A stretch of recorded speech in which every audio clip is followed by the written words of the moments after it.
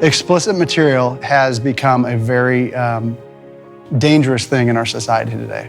I mean, statistically, the ages, boys in general, between 12 and 17, 18, that's the highest use. We're in a culture that is surrounded with sexual images that are trying to entice our young people into things that aren't healthy. Children are looking a lot of times for someone to talk to, someone to listen to, and they may get that from the internet if they don't get that from a parent. Not everyone is who they say they are online. There are a lot of adults out there that are posing as children, trying to get children to talk to them and befriend them. Pornography teaches us to use people. It objectifies people.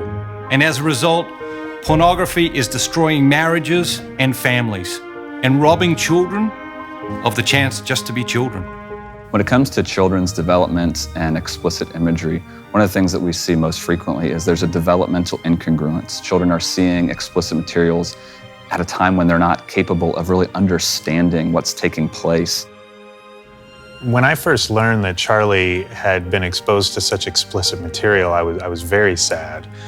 One of the boys at our son's school had been showing hardcore pornography to some of the other students. He'd been the victim, and it was hard realizing that he didn't feel like he could share that with us. The greatest gift parents can give to their children, first of all, is a mother that loves their father and a father that loves their mother. And for children to see this, to see true love in the way a husband and wife relate to each other, where the whole purpose of one another's life is the good of the other and the happiness of the other. It was, I think, a really important part of our formation was learning about the theology of the body. We both took a class together. And when I took the time to learn it, especially with Aaron, it really shed new light on our relationship. What God envisions and what Pope John Paul II articulated in the Theology of the Body is really that true love is giving our lives for someone. And it really isn't relating and sharing life with someone, communicating with another. God wants you to become the best version of yourself. And when we love another person, we want what is best for that person, even if it comes at a cost to us. We all struggle with different things. If pornography is the thing that you're struggling with at this time in your life, reach out for help. There are lots of resources available to help you overcome this challenge. You know, I admit as a grown man, I used to look at that kind of material and probably seek pleasure from it. I would be surprised if most men my age hadn't looked at some form or another. And ever since we joined the church, I'm learning that that's bad, it's not good for me. And I sure as heck don't want my children or my wife looking at it. This particular topic of the explicit material doesn't get brought out into the true open light very often.